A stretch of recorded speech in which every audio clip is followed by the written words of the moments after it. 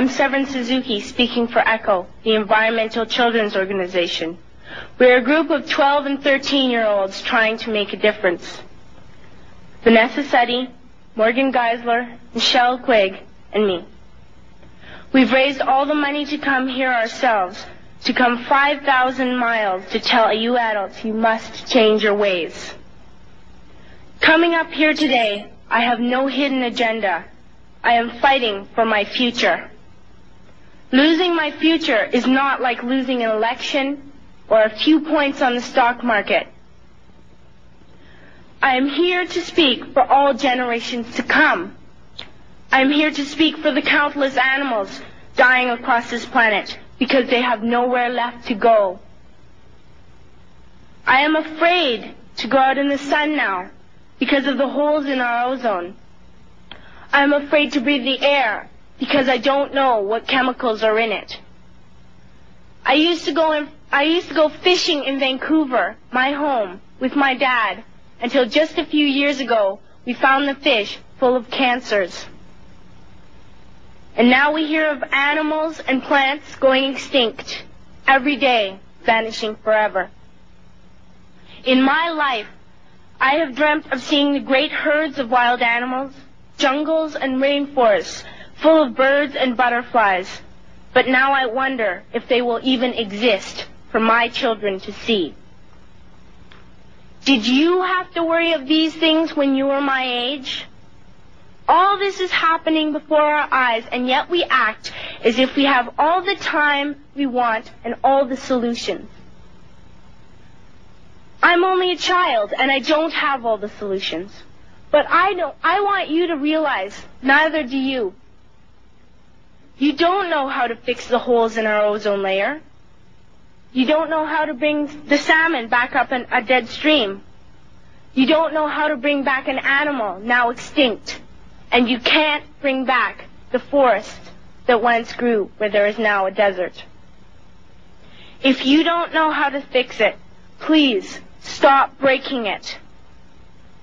Here, you may be delegates of your government, business people, organizers, reporters, or politicians, but really, your mothers and fathers, sisters and brothers, aunts and uncles, and all of you are someone's child.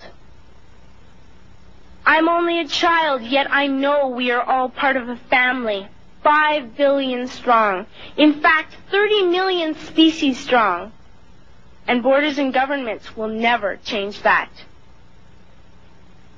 I'm only a child, yet I know we are all in this together and should act as one single world towards one single goal.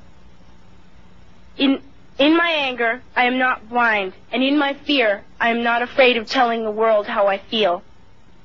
In my country, we make so much waste. We buy and throw away, buy and throw away, buy and throw away, and yet northern countries will not share with the needy. Even when we have more than enough, we are afraid to share. We are afraid to let go of some of our wealth. In Canada, we live the privileged life, with plenty of food, water, and shelter. We have watches, bicycles, computers, and television sets. The list could go on for 2 days. 2 days ago, here in Brazil, we were shocked when we spent time with some children living on the streets. This is what one child told us. I wish I was rich. And if I were, I would give all the street children food, clothes, medicines, shelter, and love and affection. If a child on the streets who has nothing is willing to share, why are we who have everything still so greedy? I can't stop thinking that these are children my own age, that it makes a tremendous difference where you are born. That I could be one of those children living in the favelas of Rio. I could be a child starving in Somalia, or a victim of war in the Middle East, or a beggar in India. I am only a child, yet I know if all the money spent on war was spent on finding environmental answers, ending poverty, and finding treaties, what a wonderful place this earth would be. At school, even in kindergarten, you teach us how to behave in the world.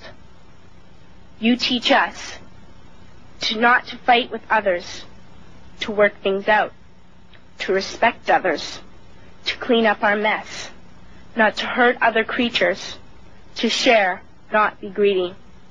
Then why do you go out and do the things you tell us not to do? Do not forget why you are attending these conferences, who you're doing this for. We are your own children. You are deciding what kind of a world we are growing up in. Parents should be able to comfort their children by saying, everything's going to be all right. It's not the end of the world, and we're doing the best we can. But I don't think you can say that to us anymore. Are we even on your list of priorities? My dad always says, you are what you do, not what you say. Well, what you do makes me cry at night. You grown-ups say you love us, but I challenge you, please, make your actions reflect your words. Thank you.